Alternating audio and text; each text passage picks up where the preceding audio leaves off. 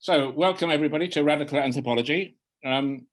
This evening, it's very exciting indeed. We have Professor Richard Seaford, Emeritus Professor of Ancient Greek at the University of Exeter, and he is quite a long-time friend of Radical Anthropology. He came to us when we were in Camden several years ago, before we got to UCL, and told us about the origins of money, or at least the origins of a monetized society and its links to the abstraction of money linked to the abstraction of Greek and eventually, of course, European philosophy. So he's especially well known for his work on Athenian tragedy and religion, and for his argument that a crucial factor in the origin of European culture with certain developments in Greek culture in the 6th century BC. The advanced Greek polis of this period was the first society in history that we know to have been thoroughly monetized. So in his book, Money and the Early Greek Mind, Homer, Tragedy and Philosophy, in 2004, he explores the socio-historical conditions that made this first monetization possible, as well as its profound cultural consequences, notably the invention of philosophy and of drama. His other books include Reciprocity and Ritual, Homer and Tragedy in the Developing City-State, that's 1994, and Dionysus in 2006. His latest book is The Origins of Philosophy in Ancient Greece and Ancient India, a Historical Comparison, published in 2020. And he's also a comrade of ours. He's an active member of the Labour Party. He's a strong supporter of Palestinian rights. And we're all quite anxious to talk about what's happening in Palestine this evening because it's so important, but we're going to not going to do that really. We're going to be talking about the topic that's advertised, which is decoding the Bacchae. And just to say to everybody that hasn't been here, quite a lot of us in the Rag Book Club have been involved in reading it out aloud among ourselves. We've even been wearing costumes to try to sort of make more sense of it all. It's a hugely challenging myth. It's by far the most puzzling and difficult thing I've ever come across. And we're all very much hoping that Richard's going to solve all the mysteries. Over to you, Richard. Thanks very much for the invitation. I mean, the Bacchae is a good theme, I think, for a radical anthropology group, because it enables me to talk about politics and about anthropology. And the anthropology I'm talking about is something which unites the politics and the religion of the play. As always in antiquity, there's no division between politics and religion. Now, I want to start by saying, well, first of all, that there's masses of stuff that anthropologists can find in the Bacchae, which I'm not equipped to deal with, and no doubt we can have a good discussion about that. I'm only really going to be concerned with one anthropological theme, which is the rite of passage and its relation to politics in this play. I'm going to start also by saying something rather unusual, but it just needs to be said. The Bacchae in Greek tragedy generally is in a sense quite easy to understand, but like obvious and easy to understand, don't understand it because they find ways of not understanding it. In general, the whole scholarly community creates obstacles to understanding it. And I'll give you 3 examples. The first example of the obstacles that people place between themselves and tragedy is the tragic hero, because there is no such thing as a tragic hero. No person in tragedy is ever referred to as a hero. It's made up in the Renaissance. What these great individuals like Oedipus and Pentheus and so on are called in the play is tyrannos, tyrant. It occurs almost 200 times in the corpus of Greek tragedy. What's happened is that tragedy has been depoliticized by the elimination of the tyrant, because the tyrant is a political category. It involves a relationship between the tyrant and the city. The hero isn't. And so when the tragic hero was invented in the Renaissance, it was firmly established as a way of depoliticizing tragedy. And it came to its most influential form, I imagine, in the work of Nietzsche. in what I would call the influential mumbo jumbo of Nietzsche in his book, The Birth of Tragedy. And I'll come back to him in a moment, because the other two obstacles which impede our understanding of the Bacchae in particular, and are a symptom of the dismal state of the humanities in the universities, because they're not confined to tragedy, they're not confined to the Bacchae. But before I come on to what those two obstacles are, let me say there's an analogy with politics here. A lot of political issues are very simple, but people devise obstacles to prevent themselves seeing what is obvious. I mean, it's like Israel-Palestine now. In a sense, what's happening is profoundly obvious, but people find the most extraordinary number of powerful obstacles to prevent themselves from seeing what is happening. Now, in the case of the Bacchae, there are two, what I call master platitudes, which are very powerful and have been in the humanities for a very long time, and they're still lingering on. And one of them is to say that the Bacchae is about irresolvable contradiction. Irresolvable contradiction. At the end, you get a sense of irresolvable contradiction between the need to worship Dionysus and the cruelty of Dionysus and so on. That actually also has its most influential form in Nietzsche. The other is self-reflexivity. The Bacchae is about drama. Both of these master platitudes are completely useless in understanding Greek tragedy in general, and the Bacchae in particular. And even if they were slightly useless, they would still be very tedious. And I sometimes get angry about the way in which this wonderful play, for me, it's one of the great works of literature, in any literature, is reduced to this Nietzschean mumbo jumbo. It is extraordinary, and it's the power of groupthink. You know, these are the categories that young graduate students have to adopt if they're going to get on and make a university career, and it's really embarrassing. And once you get rid of this nonsense, get rid of the tragic hero, get rid of irresolvable contradiction, get rid of the idea that the Bacchae is about drama, for God's sake. It's absolutely not about drama. I mean, why people think that, of course, is interesting. Why they think it's about irresolvable platitudes, irresolvable contradiction is interesting. I won't go into that, but I mean, there is an anthropology of scholarship, an anthropology of the humanities in the universities, which is enormously important. I've often wondered why people entertain these ridiculous beliefs, almost universally, particularly in North America, but almost universally. So once you've got rid of all that nonsense, then you can start seeing what's really going on. And I want to talk about the rite of passage, and in particular, the form of the rite of passage known as mystic initiation, because this play is about mystic initiation. And a problem that we have, and particularly, it's an almost insoluble problem for the production of the play. And I'm not saying this problem can be solved. And I have a great deal of sympathy with people who produce this play, because actually, I mean, I remember going to a production in the National Theatre 10, 12 years ago, which was a superb production. There was an actor called Greg Hicks, I think, playing Pentheus. And it was very professionally done. The person with me afterwards said, well, I wasn't really moved by that. There was a sense of mystery all the way through that was being deliberately cultivated, but you never discovered what the mystery was.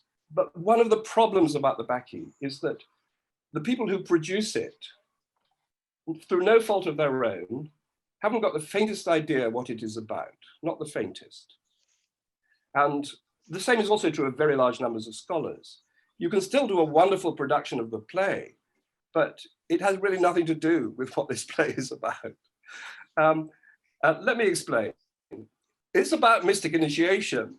It is the dramatization of an aetiological myth of the mystery cult, the mystic initiation at Thebes. An aetiological myth, meaning the series of events which ended in the establishment of the cult at the city of Thebes.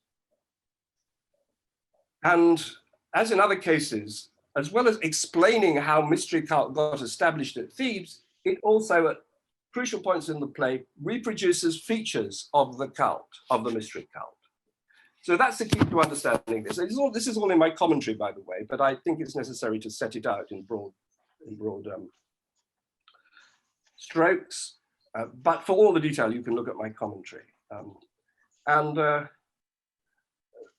point is the play is about mystery cult and it's constantly evoking mystery cult. And the problem that we have is that mystery cult has no place in our society. Mystery cult was enormously important in the ancient world because it was the ritual which allowed people to confront death. It was a rehearsal of death. You were initiated into the mysteries. That meant you died and you realized that death was not terrible and you came out no longer fearing death. But for that to work, you had to be terrorized in the course of the ritual. Otherwise, you wouldn't believe you were dying. You wouldn't go through the terrors of initiation, which is really important. And for you to go through the terrors of initiation, believing you're about to die or that you were dying, it had to be secret. The content of the ritual could not be revealed. And indeed, the content of the ritual as a ritual is not revealed in the Bacchae. It cannot be. You'd be punished. It was said that Aeschylus was fined a large sum of money for revealing the Eleusinian mysteries in his tragedies. So it cannot be revealed, but it's evoked. And of course, that ritual is enormously emotional. It's emotionally powerful in ways we can barely imagine for the original audience. But mystery cult means nothing to us. So this is a strange phenomenon, a play which is full of this stuff, which we can never really appreciate and understand. Of course, we interpret it with our own categories, do what everything is repression, liberation, this, that, and the other. But it gets nowhere near the heart of the play. Mystery cult, to put it crudely, was abolished by Christianity and has never returned in Europe. Of course, there's plenty of analogies in the ethnographic material, which are very interesting. The first text there is from the prologue of the Bacchae, delivered by a man who comes on. Here we are at Thebes, he says, I'm the god Dionysus, but I'm disguised as the priest of Dionysus, and I'm bringing my mysteries to Thebes to establish them there. So would an actor like to read the first text? This polis must learn to the full, even if it does not want to, what it is to be uninitiated in my bacchanals. Thank you. Shortly thereafter, the chorus of Maenads, these frenzied worshippers of Dionysus who come with him all the way from Asia, appear on the stage and sing this wonderful hymn. And this is pretty much how it starts. That's the second text. Can somebody read that? Blessed is he who, truly happy, knowing the initiations of the gods, is pure in life, and joins his soul to the Thiasos in the mountains, performing Bacchic ritual with holy purification. Splendid. Thank you. Now, they're saying, being initiated into the mysteries of Dionysus brings happiness. And it is absolutely astonishing to me how scholars have not understood how important the mysteries are, not just as what is established at the end of the play, but to the content of the play. Note here the phrase joins his or her. I mean, I use the male because that's what the Greek does. So I'm using a literal translation. Joins his or her soul to the Theosos. That's politically very important. I'll return to that, right? So in the course of the mysteries, among everything else that I'll be talking about, you join your soul to the Theosos. Right. Now, a little later on, the king Pentheus arrives. He doesn't want the cult to be established. He hears this priest who's arrived. It's this reputable priest who's trying to bring the cult of Dionysus to Thebes. He has him captured and brought to him. And there's a long dialogue that ensues. I'm not going to say everything that happens in the play, but enough for you to grasp my points. And here we have the dialogue between Pentheus, the king, and the Dionysus, disguised as the priest of Dionysus. So could two actors please read that? From what source do you bring these initiation rites to Greece? Dionysus himself initiated me, the son of Zeus. Is there some Zeus there who begets new gods? No, but the one who yoked Semele here in marriage. Was it by night or face to face that he compelled you? Face to face, as he gives me mystic rites. The mystic rites, what form do they have for you? They may not be spoken for non-Bacchants to know. What benefit do they have for the sacrificers? It is not lawful for you to hear, but it is worth knowing. Right, I mean, this is extraordinary, isn't it? Because of course these rites are secret, but they have an enormous benefit which can be hinted at, but which cannot be revealed to the uninitiated, such as Pentheus. Now, Pentheus, in the course of the play, acts very oddly, and he acts more and more oddly. And at a certain point, he orders the god Dionysus to be taken into the house to be imprisoned. And the chorus of Maenads who remain on stage throughout are terrified because their protector, Dionysus, disguised as the priest of Dionysus, is being taken off inside the house and imprisoned. So they sing a hymn of despair, longing for salvation. And what happens is that there is an earthquake and thunder and lightning and the house falls down and Dionysus emerges. And eventually Pentheus comes running after him. But before that emergence of Pentheus happens, you have this passage with the chorus, first of all, addressing the god Dionysus, who's just appeared in a kind of epiphany. And then Dionysus describes what has happened inside the dark house. So could we have that read, please? O greatest light for us of the joyful crying Bacchanal, how gladly I look on you in my lonely desolation.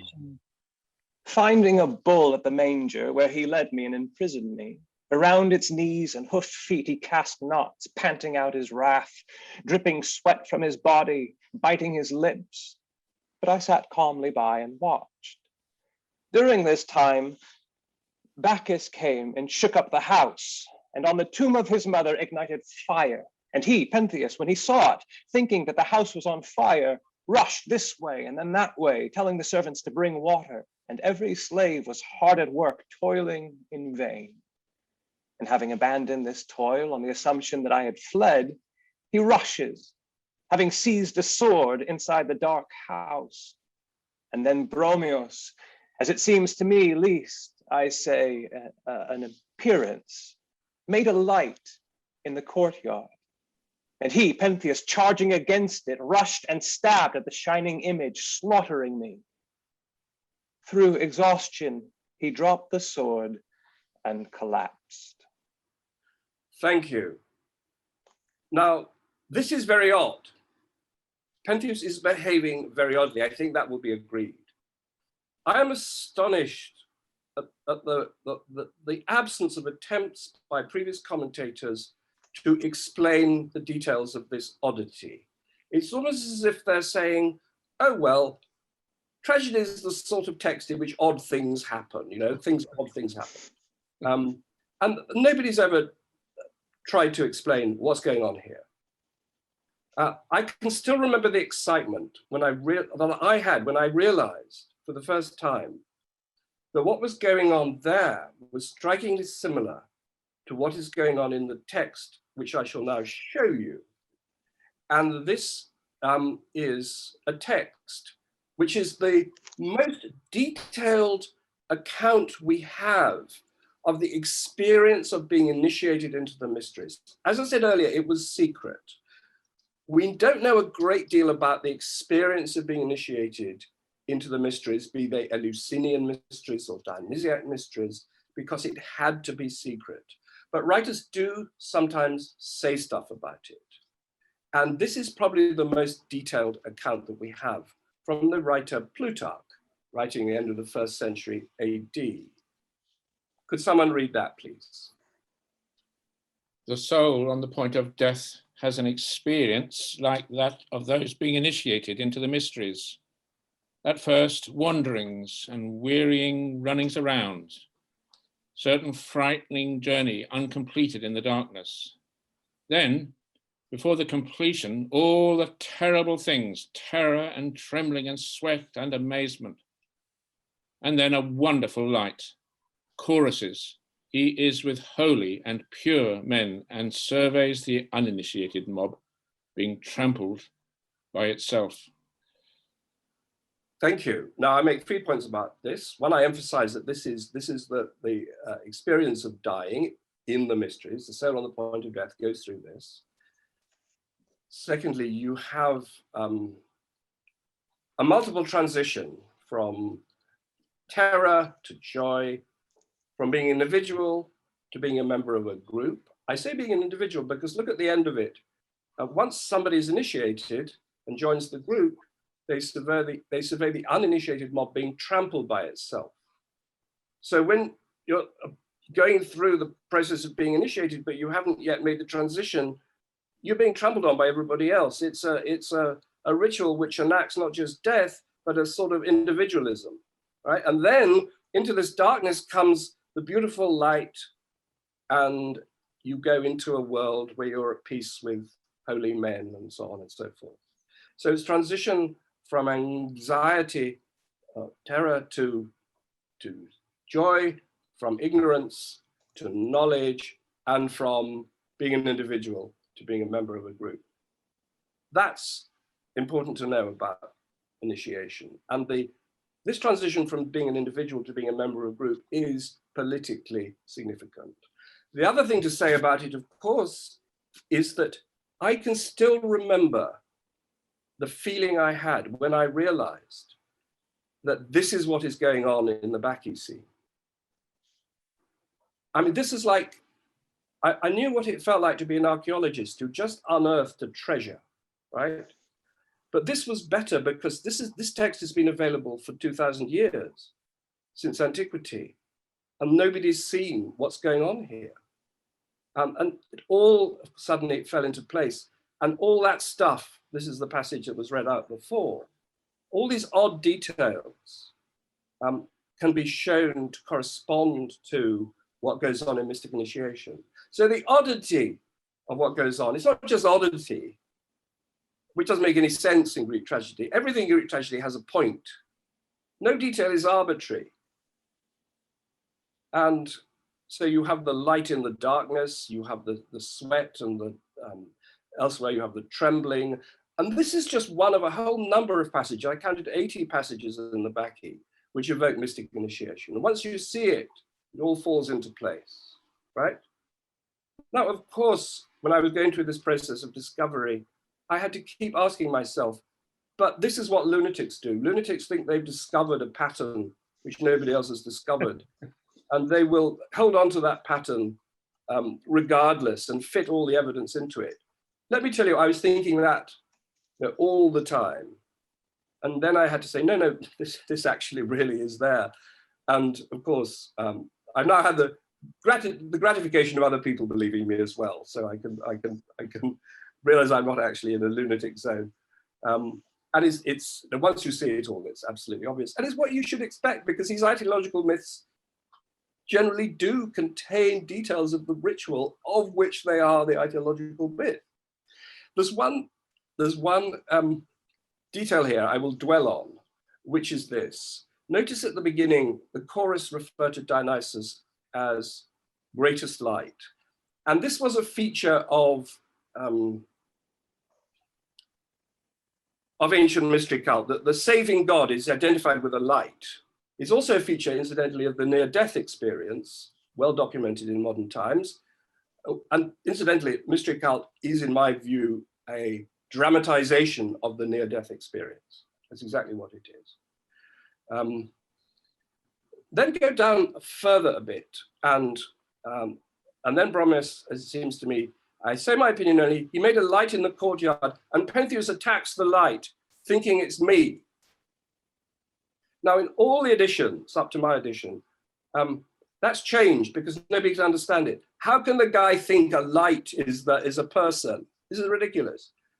So they've changed it. They changed the Greek text from phos to phasma, from light to sort of means a ghost or a phantasm, right? But the Greek text says light. That's what it is. And they've changed it because they don't understand that Dionysus in mystery cult is identified with a light. But think of this. The light that is the God is your salvation. Pentheus is, as it were, being forced against his will to go through this mystery cult. And what does he do? He sees the light that should be his salvation and he stubbornly attacks it. He gets his sword and tries to attack it. Now that, for people who know what's mystic initiation, it is absolutely horrifying. He's attacking the God of his salvation with a sword. Okay, I won't go through all the details, but let me assure you that I won't go through all the details throughout the rest of the play, which also evoke mystic initiation and change the whole way you should read the play, except for one, because I had the same experience here, suddenly realizing what was happening. This is the point in the play at which Pentheus, having failed to suppress the cult, having failed to accept the evidence brought to him of miracles on the mountainside, of having failed to accept the evidence of his own very eyes in seeing his house collapse with an earthquake and thunderbolt and so on, he still wants to persecute the cult until Dionysus, again, still disguised as the priest, says to him, but would you like to see the Maenads on the mountains? And Dionysus says, yes, I'll come to that passage in a moment. He's then persuaded to dress as a Maenad in female costume, female worship of Dionysus, which he slightly reluctantly agrees to do. So he dresses in this costume off stage while the chorus is singing a song. And then he comes back on the stage and almost the first thing he says is, indeed, I seem to myself to see two suns and a double Thebes and a 7-mile fortress. Famous scene. So once again, well, you know, odd things happen in tragedy. So people never try to say, well, why is he seeing two Thebes? If people did try to explain it, they say, well, of course, Dionysus is the god of wine. Pentheus is drunk. And so that's why he sees things. So that was the only explanation. No, first of all, Pentheus is really not drunk. He's totally controlled in this scene. Second, I mean, weirdly so, but nevertheless, he is not remotely out of control. Secondly, I gather that to see something double, you have to be very, very drunk, right? I mean, I would ask my students, who has been so drunk that actually they've seen stuff that's double? And virtually nobody has been that drunk. I mean, there are other ways of seeing something double. You can have a certain kind of hit on the head that makes you see double, but that's not what's going on here. So why is he seeing double? And he's not seeing anything as double. It's the city of Thebes and the sun that he sees double. He's not seeing like 4 men in front of him rather than 2. The sun, there's only one sun, there's only one city of Thebes. You see, of course, I still remember in my excitement when I realized, of course, he's looking in a mirror. Can't be anything else. And then I discovered all this evidence for the use of mirrors in the mystery cult, in previous plays about mystery cult. It's all in my commentary, so I won't go through it now. But he's looking in a mirror. And subsequently to that, in fact, I think it was some months afterwards, I was just thumbing through a book of Greek vases, and I came across that, which is found in a tomb in southern Italy, not long after the first production of the Bacchae, towards the beginning of the 4th century. And we don't, of course, know exactly what's going on here because you just find the vase. There's no text telling you what's going on, but it's somewhat like the Bacchae, is it not? Because there is a Maenad, certainly a Maenad, and she looks as if she's about to do to the young man what she's just done to the animal. That is to say, cut him into pieces. And so this is like the theme of the Bacchae, but the young man is definitely a male, is it not? He's holding up a drum, but the drum is acting as a mirror, and he's looking, it would appear, into the mirror. And the mirror presumably is showing his own face, but it's also, it's got a headband just as he has, but it's a female face, right? So you look into the mirror and you see yourself as a female. And that, of course, has to do with the change of gender as a feature of the rite of passage, which I won't go into here. We don't have time in detail. But that was very striking as a sort of commentary on what I discovered about the Bacchae. More famously, because it's been known throughout, is the Villa of the Mysteries of Pompeii, which shows a scene, perhaps certainly the most beautiful visual remains we have of Dionysiac mystic initiation. And one of the events in it is this, in which a young man, a faun, is holding up a mask of Silenus. Silenus himself is holding up a bowl, and another faun is looking into it, and I think seeing an image of the mask. So right at the heart of the Dionysiac mysteries, the bowl is acting as a mirror. There's plenty of other evidence of this kind. That's what's going on in the play. And I should also say very briefly that the famous phrase "through a glass darkly" in Greek is in St. Paul, 1 Corinthians 13:12, "Dias optru in enigmati." It actually means through a mirror in a riddle. And it's Paul using the language of mysteries to express Christian eschatology. But I published an article on that, but that's a different matter altogether. Now, I'm going to having done that, having set out the enormous importance of this rite of passage to understanding this play, so that an initiated Greek would see it completely differently from the way that we see it, and the way that all previous commentators have seen it. I'm going to go on to my second theme, which is the politics of the play. And I really want to bring out how united these two themes are. They're not separate. And I'm going to start by alluding to money, which Chris in his introduction, though I only heard about a quarter of it, said that I was interested in and published on. And for anthropologists, Greek society is particularly interesting in the sense that on the one hand, it's like those societies which ethnographers study. I don't know what they're called. They're called tribal, but there's a generic term, tribal societies or pre-modern societies. But on the one hand, Greek society is like that in the sense that it's always been possible to bring ethnographic data to the illumination of Greek material in the way that it isn't with a late capitalist society.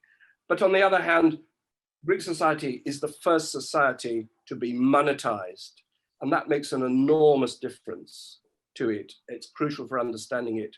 And Greek tragedy is a microcosm of this synthesis between the pre-monetary and the monetary, because the myths of Greek tragedy are pre-monetary. And Dionysiac cult is pre-monetary.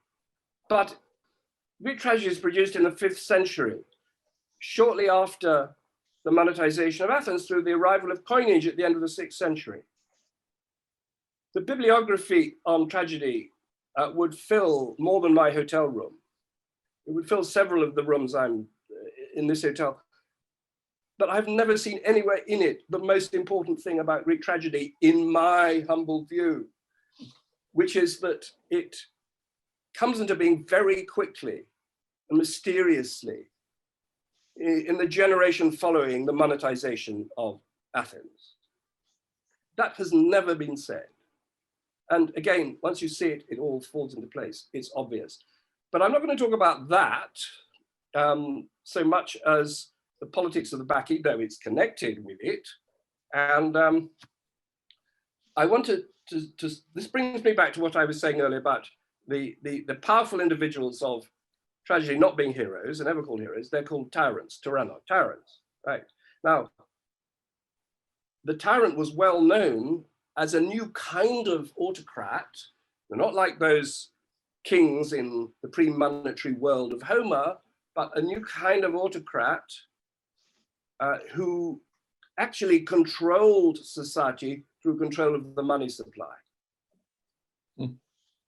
from the 6th century BC. And there's no doubt, we know that the tyrant of Athens, who in the second half of the 6th century BC, Pisistratus, succeeded by his sons, did precisely that. They controlled the money supply, and so they could be autocrats of Athens. They were kicked out at the end of the 6th century BC, on exactly the same time as tragedy was being created at Athens. And Athens was being further monetized. The individuals of tragedy are not only called tyrannoid, tyrants, but they are interested in money in a very interesting way, right? And it's not just Pentheus, it's also Creon in the Antigone, and Oedipus in Oedipus Tyrannus, and a few others, not in every tragedy. But here's Pentheus saying to Tiresias. Tiresias is the seer, the religious sage who urges Pentheus to allow the cult of Dionysus to be established in Thebes. And Pentheus, of course, resists what Tiresias is proposing and insults Tiresias and accuses him of being motivated by the desire for money in this passage. Would somebody like to read it? By introducing this new god, another one, to humankind, you want to examine birds and have fees from burnt offerings. Yes.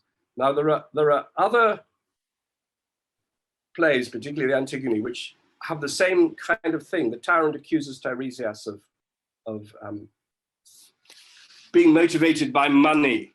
The opposition to me, he says, is just people wanting to make money. And that includes you, Tiresias.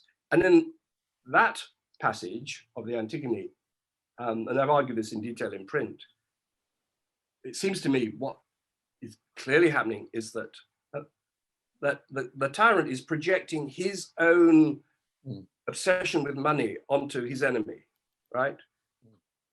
I mean, Greek tragedy is that subtle psychologically. It is extraordinarily subtle.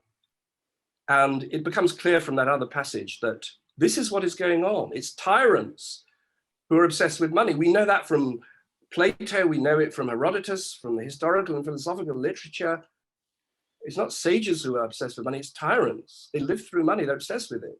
So when Pentheus accused Tiresias of doing everything for money, it's in the Antigone, what Tiresias replies to him is, no, it's tyrants who are obsessed with money. And by the way, what Tiresias says is always right. That you can be sure of. Okay, so Pentheus is the man of money.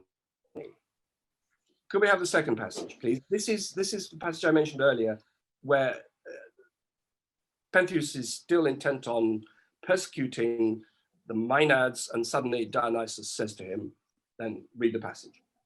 Ah, do you wish to see them, the Maenads, sitting together on the mountains? Very much so, and would give an enormous weight of gold to do so. What an extraordinary thing.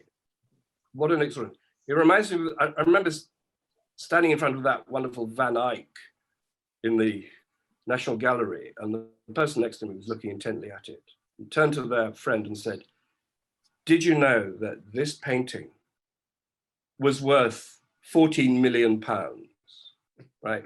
So it's the Midas myth. It's everything becomes an expression of money.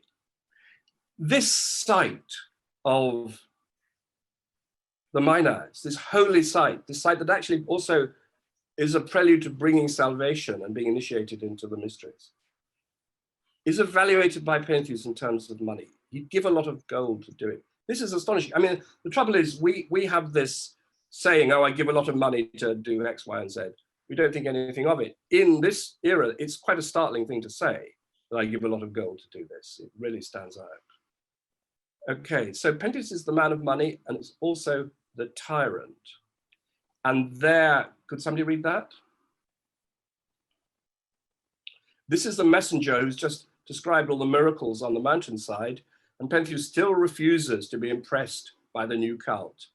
But the messenger nevertheless urges Pentheus to accept the cult. So this is what he says. I am frightened to speak free words to the tyrant, but nevertheless it will be said. Dionysus is by nature inferior to none of the gods. Right. Doesn't make any difference. Pentheus still persists in his hostility up to the point where he agrees to dress as a Maenad, as I described earlier. Up to that point, Pentheus is extraordinarily stubborn. I mean, he's more than stubborn. He's cut off from all the advice that is given to him. He's cut off almost from everything that he sees in his obsession, not only with money, but with getting rid of the cult of Dionysus. He is a kind of hyper individual, a solipsist, you might say, up to the point at which he suddenly caves in and agrees to dress as a Maenad.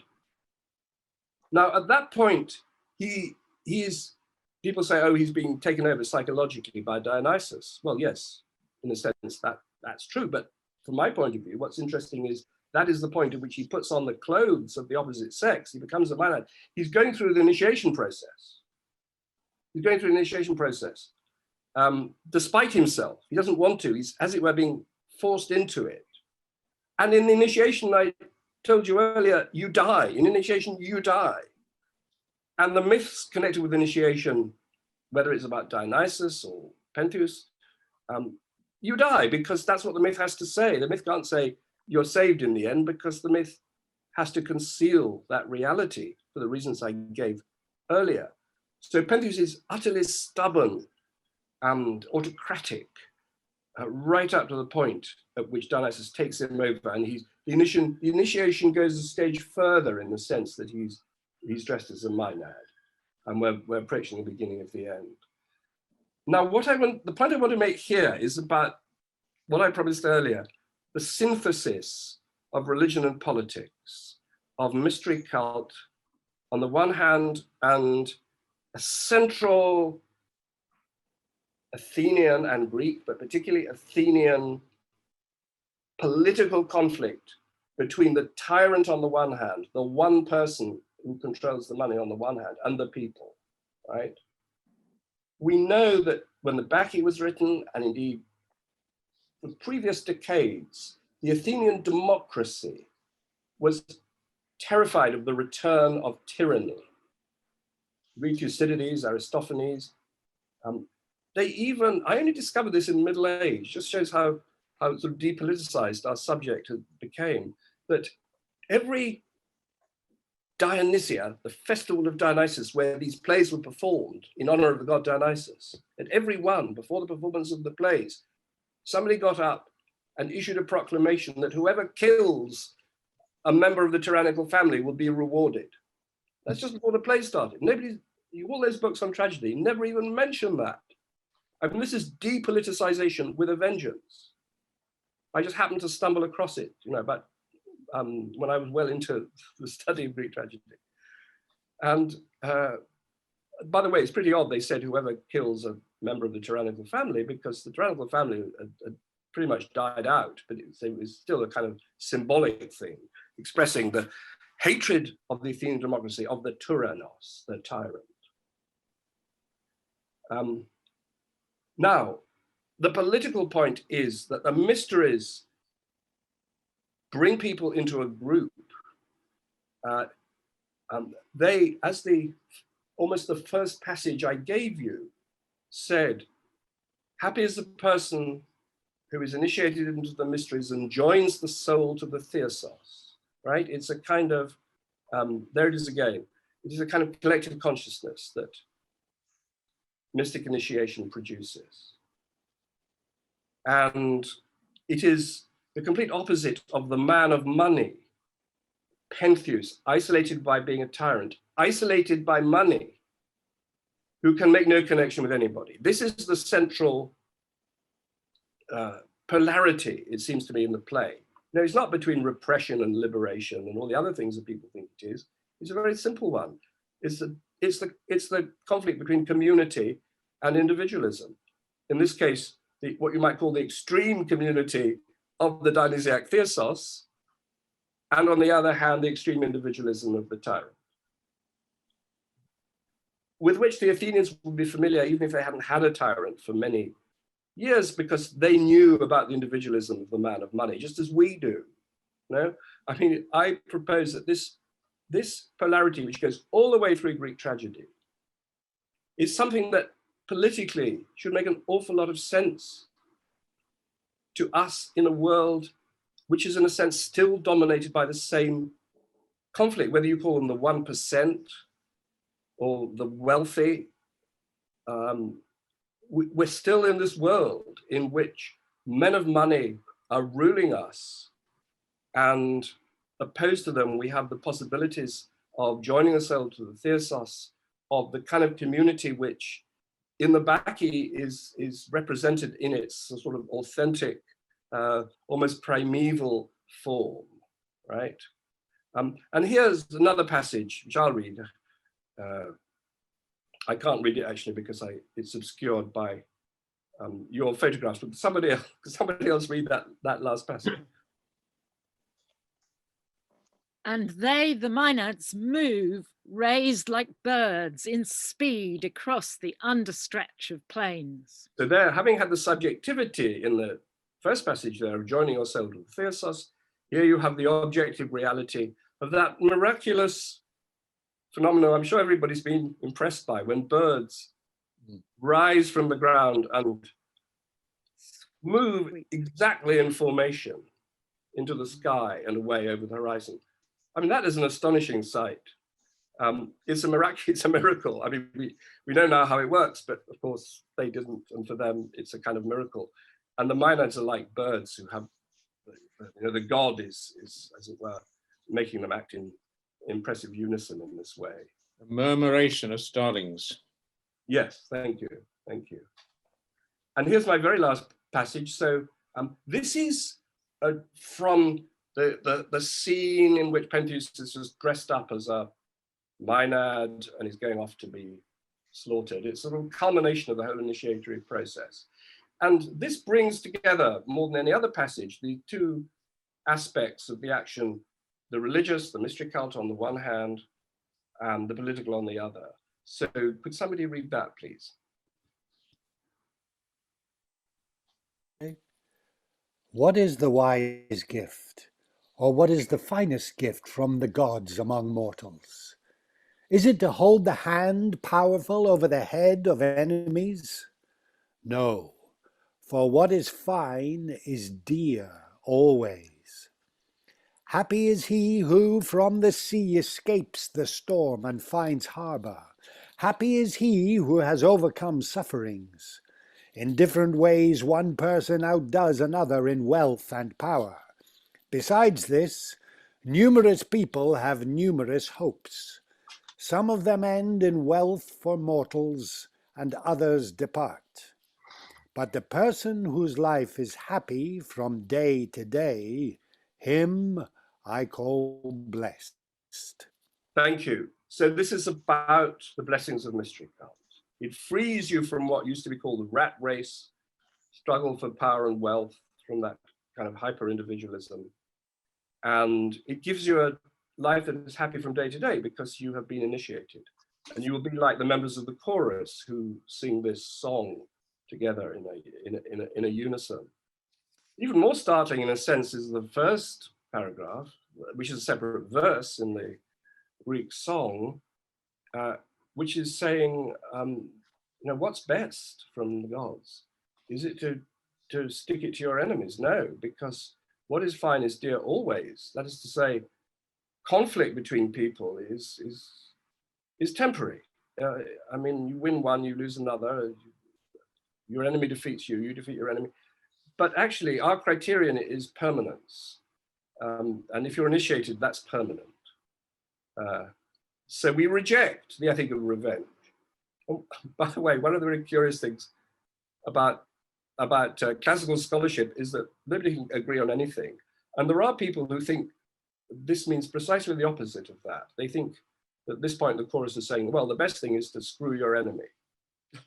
It's inconceivable. It means that, once again, you have to look at why people have these absurd beliefs. And there's a very strong kind of current of opinion that the Greeks were not sort of mamby-pamby Christian types.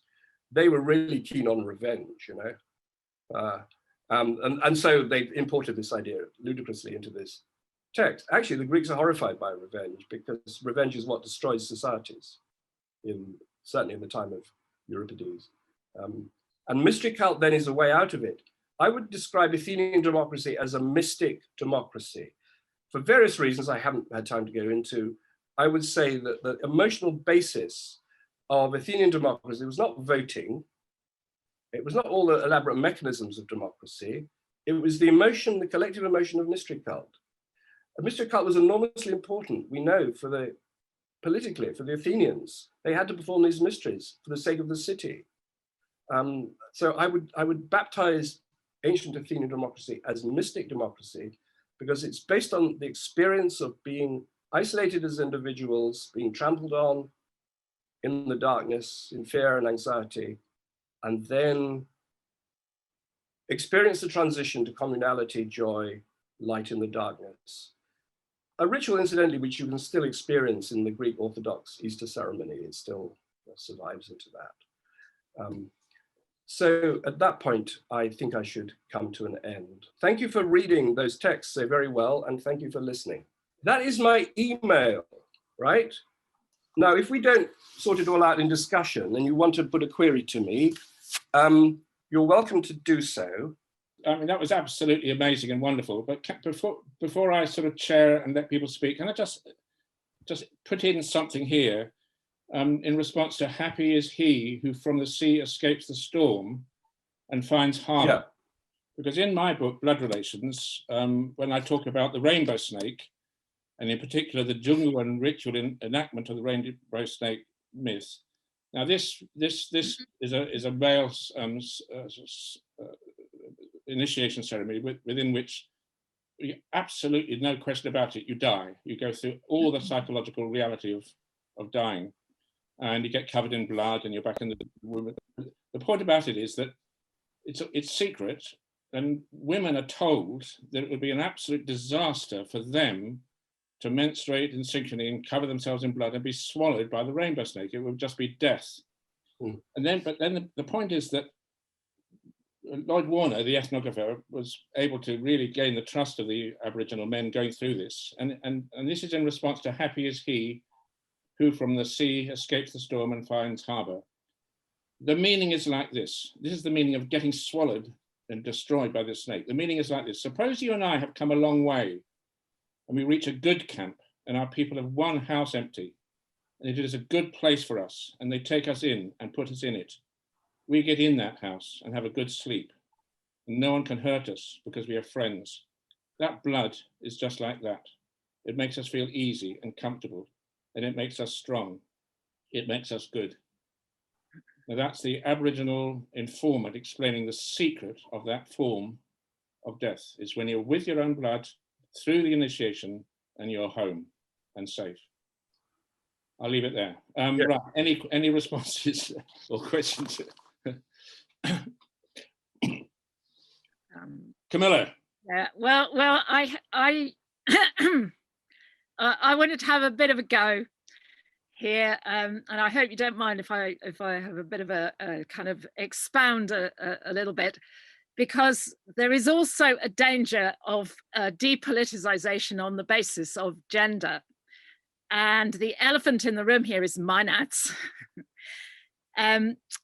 And I completely go with the idea. It's revelatory what you're talking about the Bacchae being a text of mystic initiation, absolutely. And also this interface between pre-monetary to monetary. That's just the perfect way to say things. But the Bacchae is completely like gender contradictory all its way through. It's like the whole place. The Maenads are as if male, as if hunters. The Dionysus becomes female, Pentheus becomes female. It all the time, everything is being contradicted in terms of gender. And here we have the most absolutely intensive patriarchal Indo-European culture, and for establishing the ritual, the mystic ritual that produces the city-state communality that you're talking about, the polis communality, we have to have women running wild out of the mountains, leaving their households, leaving their looms, leaving their babies to perform miracles on the mountains, hunting, eating raw meat. It's in terms of the rag understanding, these are bloody female ritual coalitions. That's what they are, the maenads. So if you look at the Greek theorists who've tried to explain, I mean, you are saying it right, that rites of passage produce gender reversal and gender inversion. That's absolutely right. But the question is, why? Why does such an intensively patriarchal culture, where women are excluded from the polity, need to have women absolutely central in ritual that is founding of the polity? It seems to be highly contradictory. If I could say a couple of things on some actual anthropological, ethnographic examples, including from my own fieldwork. So I have a thesos here that I'm going to show you.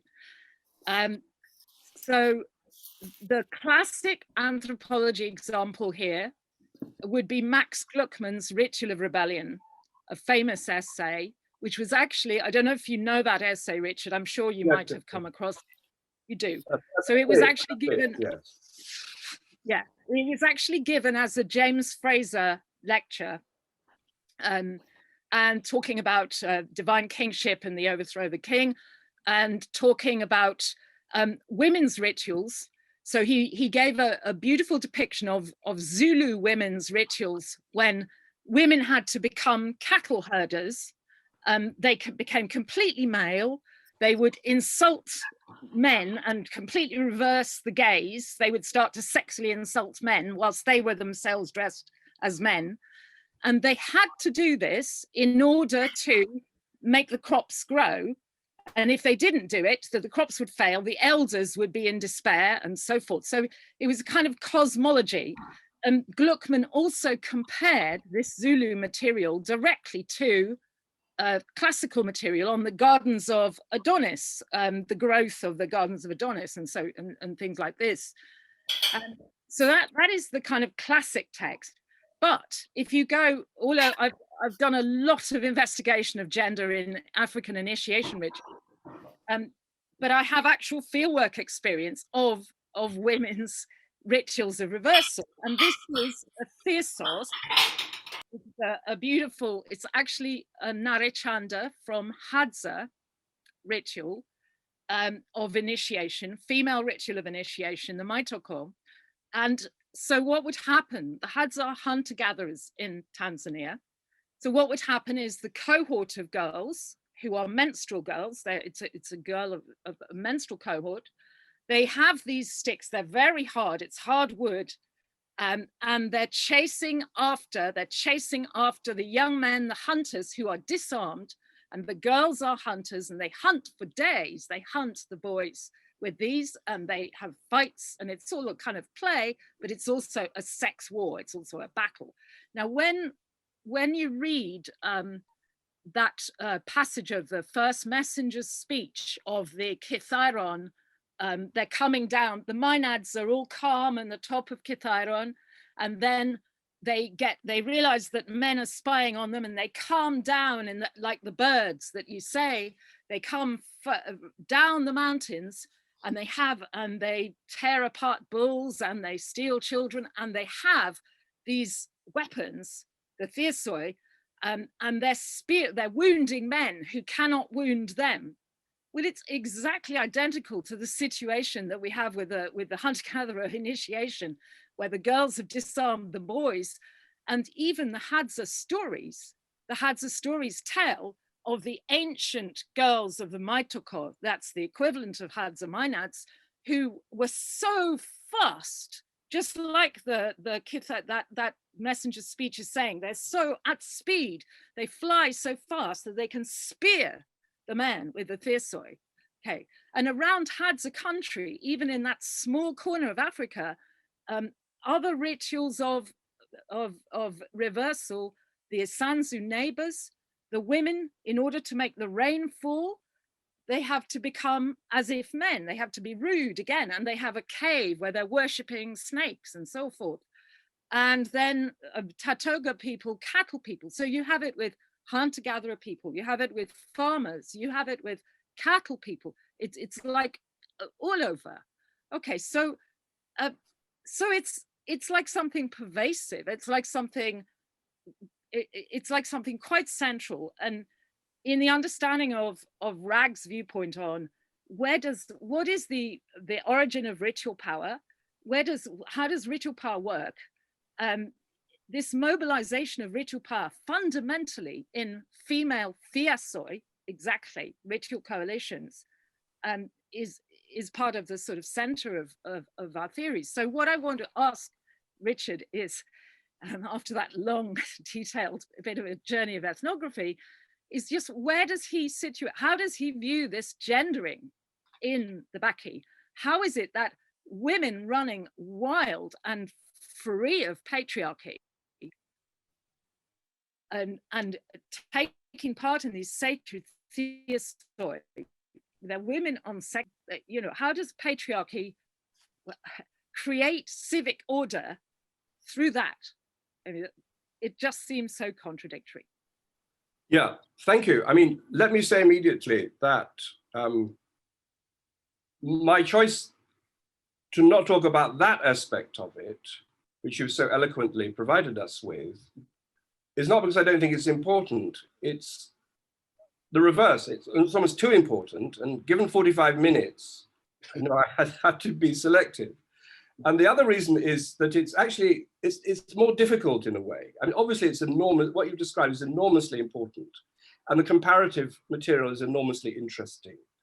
In a sense, it's more difficult because what I described was a live political issue, the tyrant in Athens, which we have masses of information from. Whereas the political issues arising from what you're talking about are much harder to define and to discuss. And there's a lot of discussion of that sort of thing. In fact, I mean, I published myself quite a lot about the politics of ritual gender inversion, but it's difficult to come to any, because we don't have the voices of women, and that's one problem. Yeah. Not the only problem, but we don't have the voices of women at all from antiquity, except for, you know, Sappho and Corinna, which doesn't really help with this particular issue.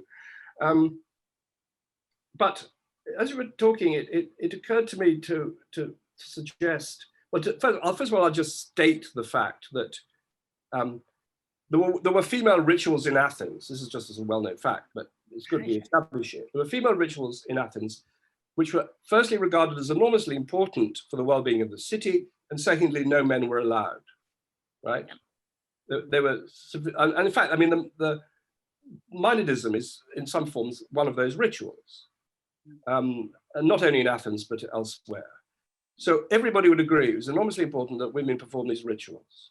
And if not, the gods would punish us, the crops would fail, and all the rest of it, right? So those are enormously important rituals, which go along, of course, with the complete exclusion of the female from political power and the well-known forms of patriarchy. Now, there can be a debate about whether not just this play, but many Greek tragedies, to say nothing of Aristophanes' comedies of gender inversion, represent a political project. And I believe, I think this is a sort of consensus view, which I wouldn't want to overturn. I'm usually quite happy to overturn consensus views, but in this particular case, that these plays do not represent a political project. They do not represent a program of female liberation. No.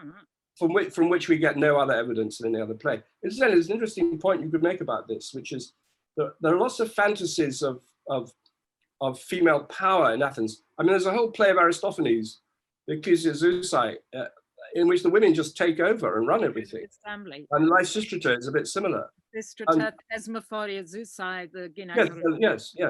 So, but the point's been made that that's possible only because it's inconceivable in real life. Whereas you don't have fantasies of slaves taking over, right? Because slaves taking over is a more frightening prospect. It's closer to the bone. You know, it's these things that slaves could be very could be murderous and very, very difficult. Yeah, and sure. so on. So that's why you don't have the slaves everywhere. And in a sense, they're even more oppressed than women, but you don't have families.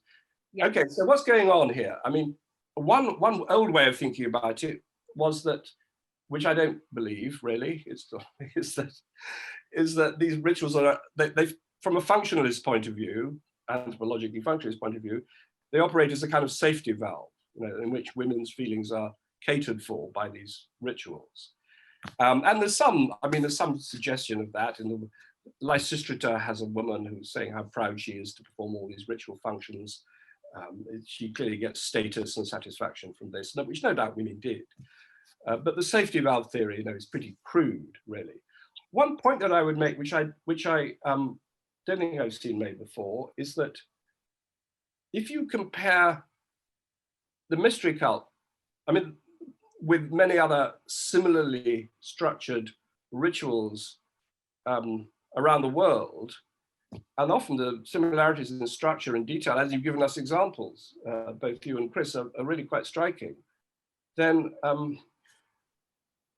what you put all this evidence together, it's possible to argue that the mystery cult ultimately derives from something like puberty ritual, right? Initiation into adulthood, which many societies have.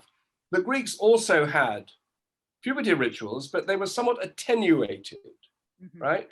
They're not the means by which the whole society reproduces itself, as they are in many societies around the world, in which the young people learn how to be adults, the culture is transmitted, and so on and so forth. They die and are reborn and all the rest of it.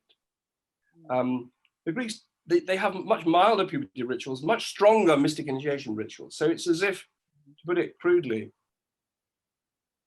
the initiation into society in this world has been transformed into initiation into the next world, right? Yes. And that's a political phenomenon.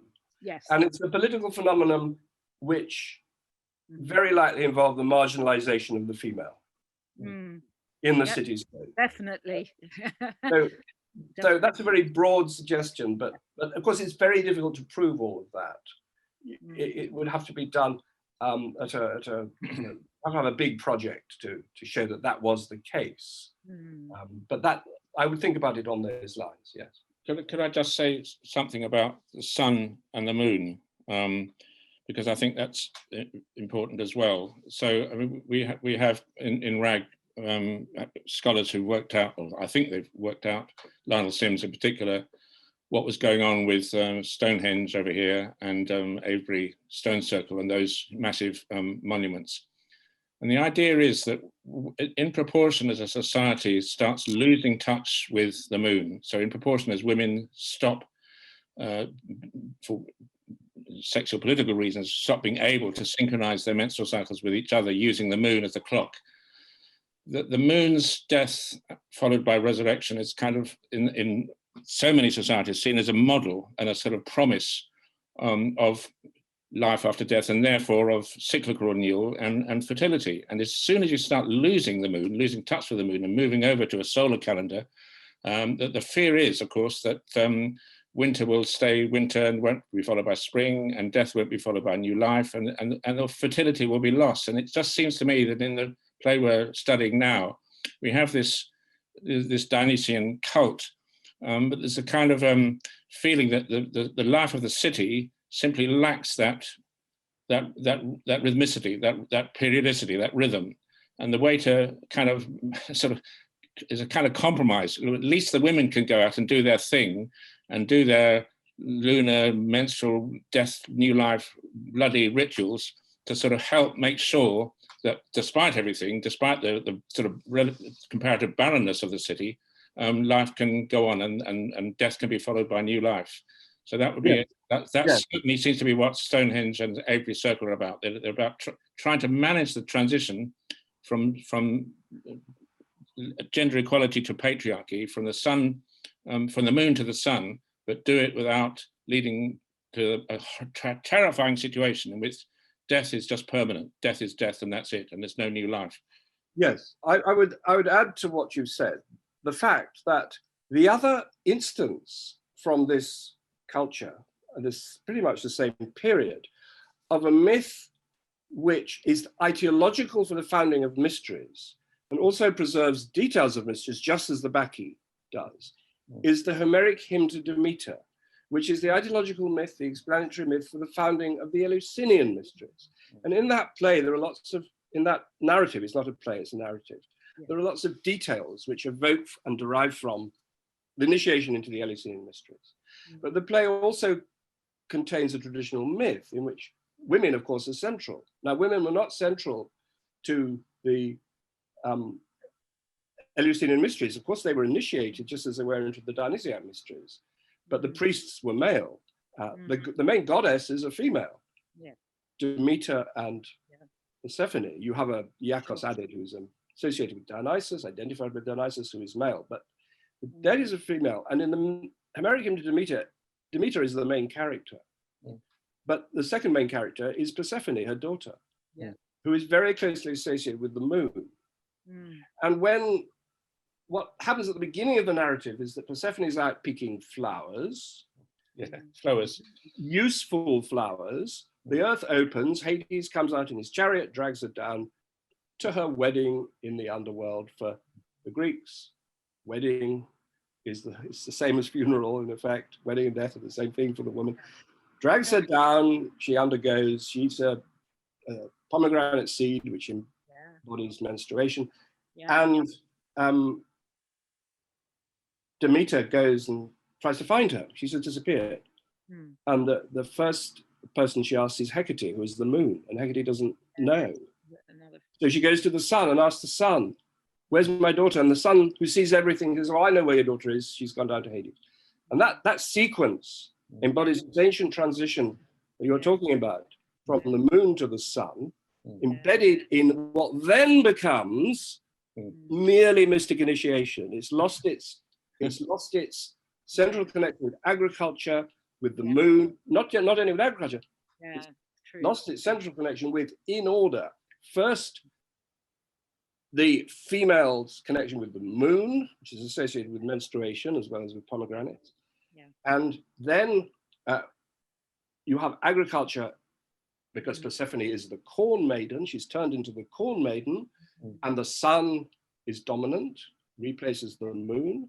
That's, as it were, the second phase. And the third phase is where all this becomes a kind of symbol for death and rebirth into in the next world, in Hades. I mean, you have a happy fate in Hades. So the story is no longer about the renewal of society. It's precisely this transition that I indicated earlier from what was once society and nature renewing themselves through initiation into adulthood, the transition of that, from that to any old Athenian who could go along and initiate themselves not into adulthood, but into a happy fate in the next world. So the next world replaces this world, and along with that replacement, the male replaces the female, the sun replaces the moon. So there you have it all. Except as Lionel says, when the sun replaces the moon, what they do is they kind of temper that by constructing the sun as a kind of aspect of the moon. It's what Lionel calls the solarization of the moon. Never mind, we've lost the moon, but don't worry, the sun's another version of the moon. Can I just put in there that certainly the Athenian calendar retained the lunar cycle, and rituals were kind on days of lunar cycles, including women's rituals. So even though the mythology is saying this, they're kind of hedging bets by maintaining ritual periodicity in line with lunar. Yeah, they do. Just as we, I mean, in a sense, it's still with us, isn't it? We've got months and we've got years. I mean, why you wouldn't? Why devise a scheme like that? They are detached from the moon, which wasn't true. We have man-made months. They're man-made months. I know it's different, but I know it's different, and you're quite right that the fact is that the Athenian festival was organized according to the moon. However, it's still the case that the basic feature of our lives is connected with the events we've just been describing. That we have months and we have years. You know, we don't have to. We could have just had 360 days or whatever it is, or weeks or whatever. Yes. Anyone else? Well, I could have throw a question out there. I work with Shakespeare mainly, and so Euripides is vastly important for me in how I interpret Shakespearean tragedy, and by playing Shakespeare, not by analyzing it. There seems to be a very simple logic that might be too simple for academia, both with Euripides and Shakespeare, which is when you go against the god, you die. But it's just that simple. And so this ambiguity, especially in North America, about Dionysus and Pentheus being the same kind of thing, and they switch places, and we can't really go either way. The construct of coming into the theater and having a reward offered for the killing, actual killing of a tyrant before you see the play. That's the frame through which you're going to perceive the Bacchae. I think it was just such a gorgeous contribution. Yeah. And then when you take it to Shakespeare, when the tyrants don't have, when we don't have that context, we tend to make the tyrant sympathetic, which means Desdemona suddenly shows up in a dress with her shoulders and cleavage showing to justify Othello's behavior. When we're coming into the theater to see the tyrant make the move and then kill it, you go against it, you die, and that we are gathering to keep killing this tyrant so it doesn't come back into the polis. But I do have a question in terms of the reward being, was it a symbol? Did it become a symbolic thing? Was it ever a real, was it paid out? Did people actually make political moves? No, in this late period, no, it doesn't. No, I mean, it's really a symbolic gesture. It's not really functional, except insofar as the gesture can create a certain kind of feeling and a certain might be good for morale and so on. But it didn't happen. Right. Thinking about Shakespeare's the theater in the Elizabethan time and Jacobean being 100,000 people in London, and the theaters being able to hold 20,000 people on a day if they were full, and what you could do telling these stories in terms of activating people. Right. 20% of the population is going to see the death of the tyrants and then go back into massive starvation and torture and punishment. Yeah, I mean, of course, the ratio of people in the audience to the citizen body in Athens is like that, but probably even more so. Yeah, and which is fantastic. But what you say makes me just want to make a further political point about the killing of the tyrant in Greek tragedy, because and also about this point about irresolvable contradiction, because people read the Bacchae, and there's a particular guy who says, well, it's about a dilemma. The dilemma is that we should worship Dionysus, but look how cruel he is. He destroys Pentheus like that. So we have a dilemma. Dionysus is being represented in a contradictory way. He's cruel and he's kind. So what are we to do? There is absolutely no dilemma. You worship the god. If you don't, or if you reject him, he'll screw you. End of story. It's not the way we envisaged religion, but that was exactly the way the Greeks envisaged religion.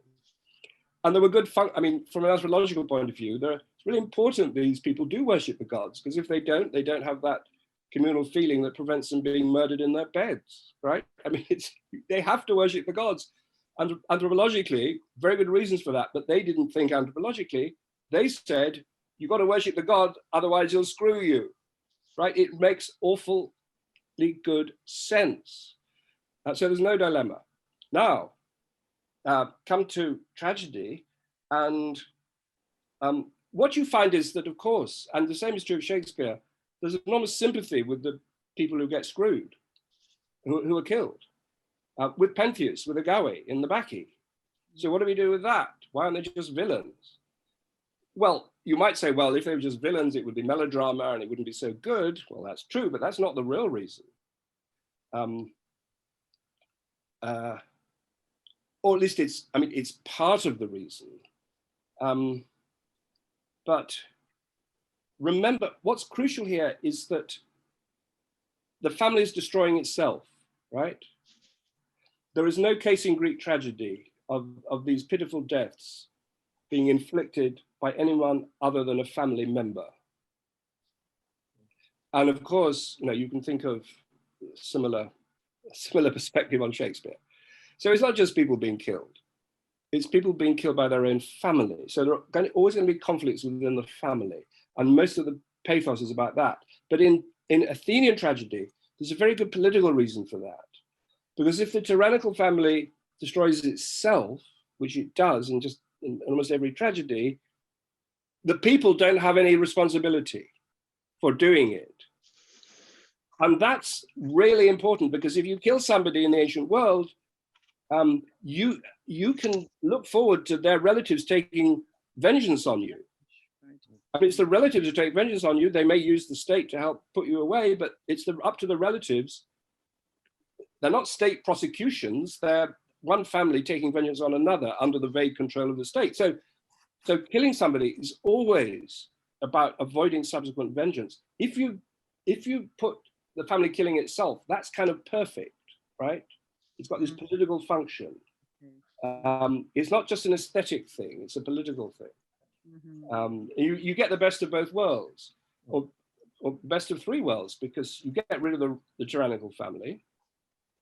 That's good. It's a happy end, and tragedy almost always has a happy ending because you've got rid of the tyrannical family. At the end of the Bacchae, the Thebans are not exiled. They're there. They get the mystery cult. No, it's a great outcome for them. This is almost impossible to persuade people of. I mean, I remember having an argument in print with Charles Siegel, who's a leading American scholar who wrote a whole book about the Bacchae. And he said, well, Thebes has suffered the catastrophe of the death of the royal family or something. Or no, he actually said the city was destroyed. So I replied and said, no, the city was not destroyed. Just the royal family was destroyed. But he said the city suffered this catastrophe insofar as the royal family was exiled and destroyed. So we had a real paradox. Here's Charles Siegel in North America in a republic, imagining that a royal family is really important to a society.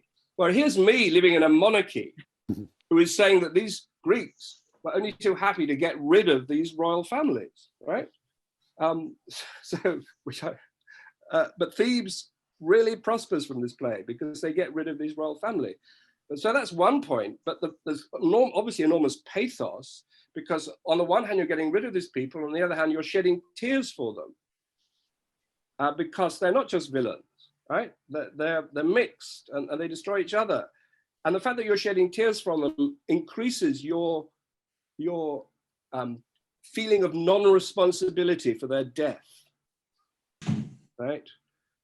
So it all fits together politically very well. This isn't just an aesthetic phenomenon. It is an aesthetic phenomenon, it's an emotional phenomenon, but you really also have to understand the politics of it. Tam, are you going to say anything? I can't wait, really. Oh, God, no pressure. It's fascinating stuff. I mean, I don't know my Greeks very well. I've done them a few over my career, but I'm learning a lot here. And it's very interesting for me because I had to cut short I was in another Zoom with 4,000 trade unionists from around the world. Wow. Just the beginning of a course of teaching us how to take power as trade unionists, and it was incredible the connection that above all in both was about the community against the individual, and the way that these individuals now are dominating the world in a way that they were quoting the Gilded Age. You know, it was the last time that such individuals had quite as much power as they do now, and so it's absolutely fascinating to see that this represents, you know, that very thing, but from way back. I did wonder whether you or Jacob particularly maybe has come across a guy called Brian Dioris, I think it is, who he runs a theatre company called Theatre of War, and they're based in New York, I think, and they put on readings from the Greeks to look at problems of the present day, and have panels with specialists in different areas. The one that I took part in when they came to Glasgow was Ajax. They were looking at in relation to it being a play for soldiers who had come back from war that basically had PTSD, how to deal, how to deal with that. And that seemed a fascinating idea as well, that these plays were social gatherings to discuss major problems in society. I know that they have been doing quite a lot lately, but have tended to be just a bit too zoomed out to participate in them. A man called Peter Minek, who does precisely this. He wasn't involved, was he? He's English, but he works as a New York fireman and tries to get we're all Trump voters, and he tries to educate them through Greek tragedy. Right, wow. Anyway, sorry, I interrupted. No, they could well be, because it's certainly the ones that came here that were working with the army. That they were working with the army, not with I've heard of those that. who have rejected. But it was a fascinating sort of use of Greek theatre. But I didn't really have. I'm going to look. Obviously, I'm going to look a lot more at both yours and go back to Jacob's. I don't know if you've seen Jacob's talk on Shakespeare. It's available on the RAG website. Yes. It's absolutely fascinating. And I thought you were just going to start going down that road a bit more when you said, I'm not going to look at that area of when Pentheus dresses as a woman. And the whole sort of gender shift there. We've touched on it. Camilla's certainly touched on it. But also that aspect in particular of gender shifts. It was very interesting. It is. And that's the point at which people say, oh, yes, this is about drama. It's an almost irresistible temptation people have now to say, Euripides is saying something here about drama. He's not saying anything about drama. And if you ask them, what is he saying about drama? It's very difficult to get an answer. The point is that here's somebody dressing up, so that for us, it has to be about drama. But actually, this is about ritual, because we don't have rituals in which people dress up as in clothes of the opposite sex. Well, they did. And it's about gender. It's about the role of gender in ritual. It's about how gender transformation transforms personality, and a whole number of really interesting issues. Is that scene? It's fascinating. Yeah. But it's not gazing at your navel. It's not the barroom bore who always ends up talking about himself. It's not drama talking about drama. That is a kind of a modern pathology, a kind of modern claustrophobia. What about him being the god of drama then? Yeah, he's the god of drama because he was the god. He was particularly associated with mystic ritual. He presides over the dramas. That you have to ask yourself, why does that particular god, who is the god of mystic ritual, provide over the drama? The answer is because the drama evolves from that kind of ritual, from mystic ritual in which people dressed up. So there's clearly a connection between mystic ritual, from which, in my view, not everybody's view, in my view, tragedy emerges from the mystic ritual. And so that's certainly the case. It doesn't mean that when you have the drama, it's obsessively trying to say something about itself. It's just not. There are reasons why people want to believe this, just as there are reasons why people want to believe it's all about irreconcilable contradiction. In my view, it's neither of those things. It's actually about stuff which is far more interesting and far more political. Yeah. Mm-hmm. Somehow we've all got to get more active on this demolish the tyrant's front. You, Richard, you're in the Labour Party. I'm just about in the Labour Party, determined not to just disappear and make life easier for his Starbury people. Somehow we've got to find some way of getting theatre around the entire planet to overthrow the tyrant, as quite a few of them, of course. Yes, I mean, I have to say that my view of Greek drama comes with a health warning, in the sense that I don't really know anybody else who has the same view on it, right? I mean, well, I'm fighting a lonely battle. I mean, we're exactly on the same page. Yeah, oh no, I'm not talking about you. I'm talking about all those scholars who are, in my view, unconsciously persuaded by groupthink to imagine that these plays are about insoluble contradiction, drama, and all the rest of it. You know, that groupthink is what ensures that they keep in with each other and get promoted, and the usual story. It seems to me preposterous. The worst thing is when it's unique. I mean, what I'm doing is I think it's unique, but it's not as if I'm regarded as a complete lunatic. I'm sure there are people who regard me as eccentric, but my books do get published and read widely and so on. So it's not as if I'm completely alone in that sense. But when it comes to productions of Greek drama, I mean, which was the issue you just raised. I'm not a great expert on it. I've seen quite a large number, but I'm not a great expert on it. And there can be some really bad ones, as we know. And can there be some really good ones? But when they're political, which is again the issue that you're raising, I don't think I've seen one which really exploits them politically in the way that I would like, which is about individualism on the one hand, and the tyrant on the one hand, and the chorus on the other. I mean, interestingly, I think probably in the early 19th century in Germany, they had a better view of that.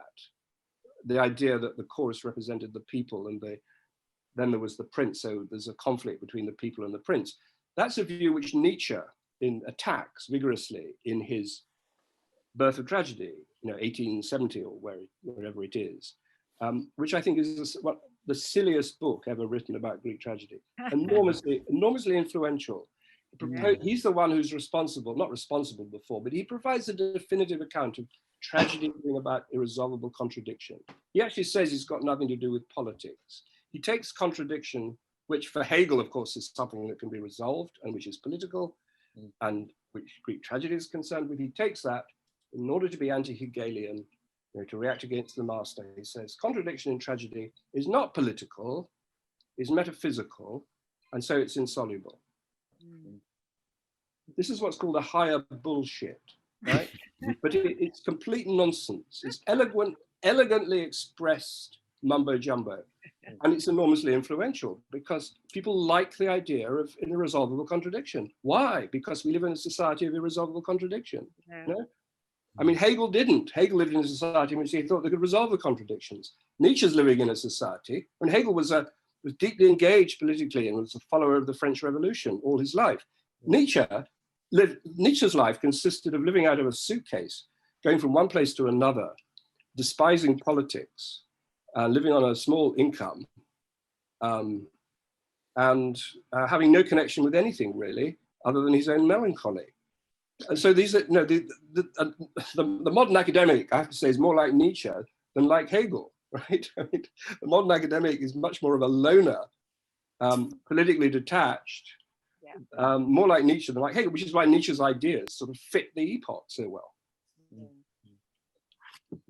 Yeah. Can anybody hear me? Yes. Can I ask just a quick question and make a short comment? I mean, I'm totally with you on Greek tragedy has to be approached in terms of the ideas of its time. Yeah, and this has actually been done very well when it comes to Shakespeare concerning one particular play, which is Hamlet, where a Greek scholar called H.G.F. Kitto wrote what is certainly a very, very serious analysis of what's going on in Hamlet. But apart from that, I simply there were so many leads in this your introduction, Richard, which is usually, as usual, scintillating. That There's only one that particularly that I would like to ask a question about. The rest I wanted to pursue on my own account. But that was what struck me particularly when you were discussing the play was you focused on the followers of Dionysus view of what goes on when among non-initiates. That was very interesting. They trampled themselves. Yeah? Yeah. Could you enlarge on that, please? Well, that was in the passage of Plutarch describing, which is our best account of the experience of mystic initiation. And so it's something that happened in mystic initiation of people trampling on each other. And that's really all we have. I mean, we have other brief descriptions of the experience of mystic initiation. There's a confusion. People are in the dark. They cluster around a gate in the darkness. There's anxiety, but never quite trampling on each other. That's pretty strong, as you say. So presumably something like this happened or was imagined to happen. That here we are in this world, trampling on each other as individuals. The mystic initiation takes that, makes it into a scenario of dying as individuals, and suddenly reverses it with the great light, and everybody can, as it were, get up off the floor, cease to be an individual, and join the choruses on the beautiful light in the garden, and so on and so forth. So this is politically very powerful, because we, in a capitalist society, almost survives by completely separating religion and politics. And of course, the Greeks would never do such a thing. And this ritual of dying and reaching the next world, which most people would be initiated into. I mean, this is almost universal, so far as we can tell.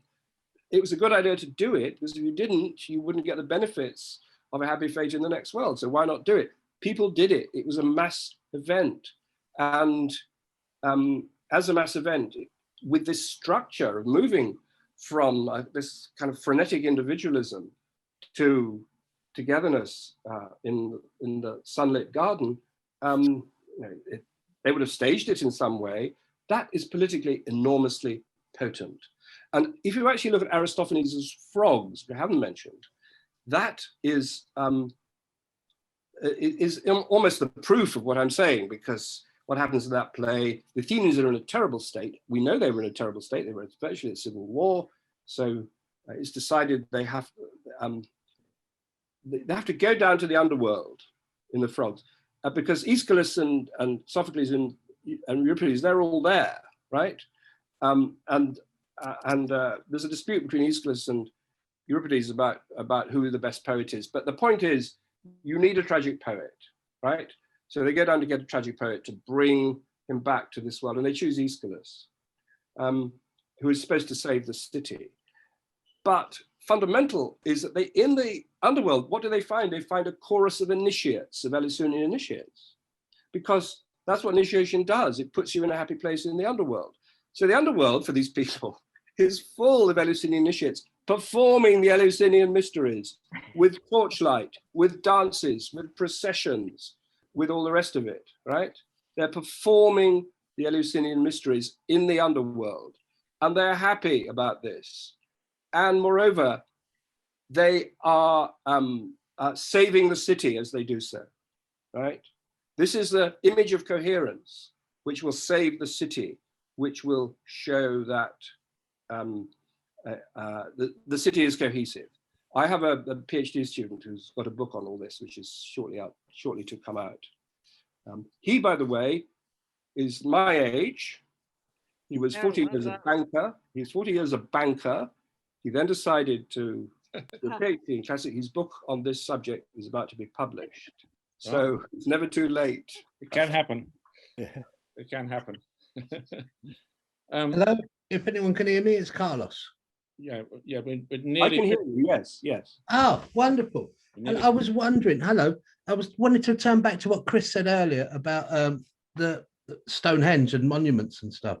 I was wondering, I mean, because could it be that you can draw a kind of a bit of colour to the world of the people that built monuments like that by referring to, I mean, it's the other end of the Bronze Age, I think, but just the sort of background to the world of initiation rituals that may have taken place at such places? I mean, you've got reference to the two lights, two suns. Could that possibly be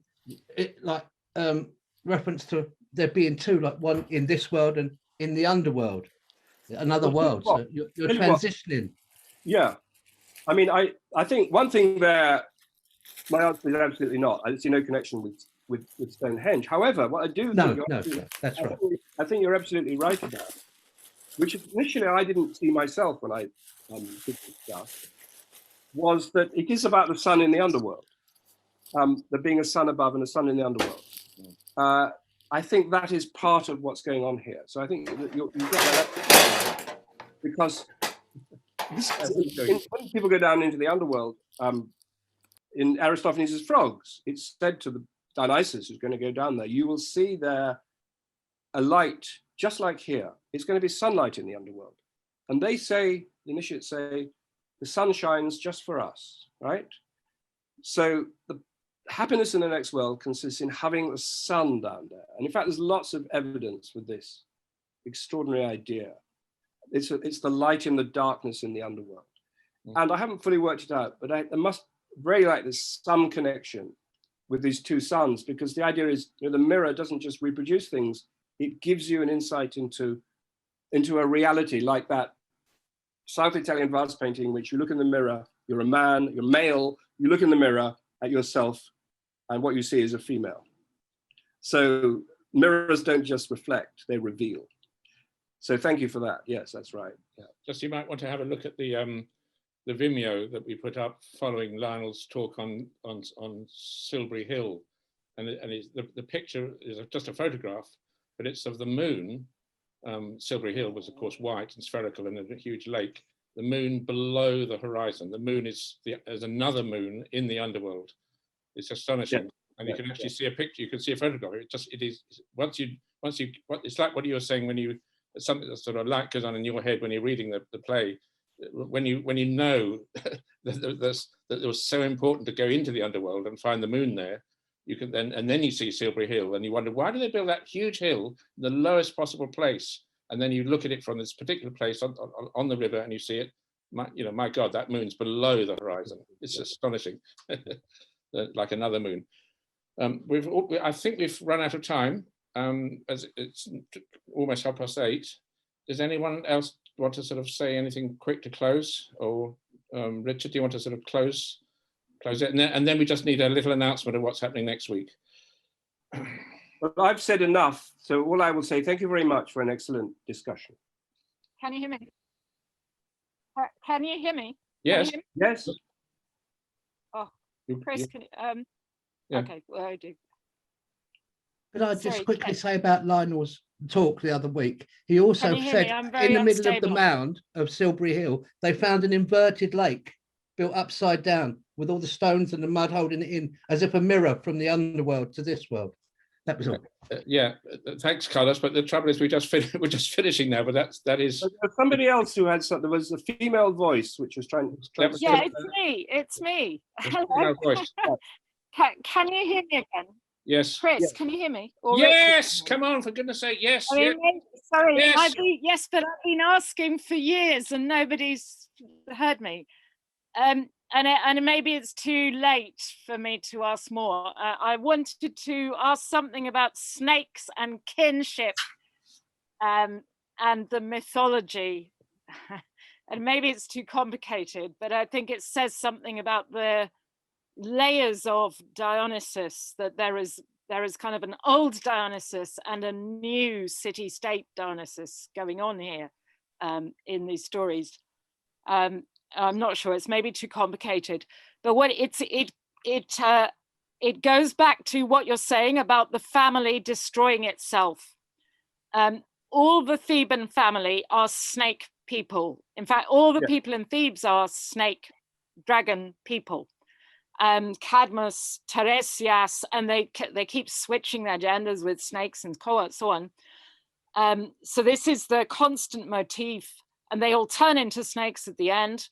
Now for Rag, again, snakes and dragons are fundamental representation of kinship, blood solidarity, So this tyrant family is also being connected to that symbol of this blood solidarity. Pentheus is fathered by the dragon-sown man. He's basically a snake person. So that symbolism is attaching to this tyrant against the polis. Now, we then have the kinship structure of the women, the daughters of the snake, with one of the daughters, Semele, being cut out of the pack, zapped by Zeus, the sky god, and her son, Dionysus, being cut away from his cousin, Pentheus. So they're actually classificatory cousins. They're actually virtually brothers, if you looked at it from a mother rite point of view. But they're cut away from each other. Yeah. And we get this repeated structure in the Mignades stories, in the Argive stories, that there's one sister who gets cut away from the other sisters. And there's an opposition of Dionysus, those sisters as a bunch rejecting Dionysus. And yet those sisters are the leaders of the Theasoi on the mountains. Okay, so this seems, all of this is they're not irresoluble contradictions, but they are mythical contradictions, okay? That the polis is setting up, the dragon, the power of kinship solidarity, so they're attacking clan solidarity effectively. But in order to do that, Dionysus has to be separated away from the women's solidarity. He's got to be taken out of his mother's womb. He's got to be put into Zeus's thigh. He's got to be born, again, the dithyramb, the double birth. So he's got to have a male birth again. So ultimately, it seems like there's kind of two layers of Dionysus. There's one that's really, really old, that goes with very ancient women's blood coalitions, a lord of the women, if you like, something really old. I mean, thousands of years old, could be deep to Göbekli Tepe in Anatolia or something like that. And there's another which has been kind of taken over by the Olympian Sky God Corporation, if you like, which is now the Dionysus of the city-state. But in order to maintain the sort of the power, the ritual power of Dionysus, that may be an explanation of why the Maenads and the Theasoi have to be maintained, why it absolutely requires Dionysus has to be ensconced in those female ritual coalitions. Otherwise you lose the resonance of it. I mean, that's yeah. I don't know if any of that makes sense. It's a bit too complicated to argue. I can't respond to it, but it makes sense. Yeah. Well done, Camilla. No, it's yeah. We should talk about it over coffee, probably, if I could get down. It's possible that some of us will be at 11 o'clock up in Russell Square. I don't know, tomorrow morning, or maybe. I mean, I don't know how possible. Well, don't feel obliged, but I'd be very happy to see anybody. Yeah. Oh, I'd love to. No chance. Getting from Glasgow. I'm not allowed out. Not allowed, yeah. Okay. Glasgow can't. Yeah. Yeah. Can we just say next week? Okay, thank you very much. Yep. Oh yeah, next week is major. Maybe I better say something. You know, you better say something, Chris. Go on. What is it? No, you say it, come on. Oh no, you say it because you know more about Anish. Okay, so rather strangely, just before Christmas 2019, actually, my God, a long time ago, I got an invitation from an artist. He's quite well known. He's called Anish Kapoor. He works really close to here where I am in South London. And he said he's read my book called Blood Relations, Menstruation and the Origins of Culture. Could I come over to his studio? Which I did. And it just turned out absolutely amazing that all of his paintings were massive splotches of menstrual blood all over the bloody place. I mean, really extraordinary stuff. And he said, and he, I'll talk about it next week, of course, but it is really quite extraordinary the extent to which Anish Kapoor's art suddenly makes sense. At first sight, it makes no sense at all. I'm not an art critic. I sort of wasn't at all impressed by his orbital thing over the Olympic Games and stuff. But I must say we've become great friends, and I'm going to be giving a talk, sort of based on Jacob's talk, entitled "The Anthropology of William Shakespeare." My talk next week is called "The Anthropology of Anish Kapoor." So I hope you'll join me for that. It'll be it'll be interesting, and it's quite possible. I'm not totally sure. Quite possible that Anish will be joining us. We hope Anish Kapoor. It's quite possible that Anish Kapoor will be joining us. And just one way of putting it, Cadmus was sowing dragon seeds everywhere. I think Anish has been sowing these huge sort of dragon seeds, these enormous menstrual wombs, planting them all over the planet in the main squares of our capital cities and in the middle of the Palace of Versailles and places. And I think we really might have a chance of activating these wombs, these matriarchal goddesses, and overthrowing patriarchy and establishing the rule of women, and we all live happily ever after. But who knows? I don't know. Maybe it's worth a try. We just got to leave it up to the men. I know. Okay. Anyway, see you next week, everybody. Yes. And let's do a production. Yes. Thank you. Thank you.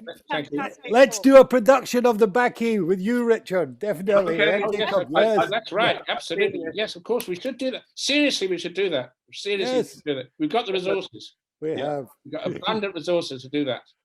Okay. See you next week, everybody.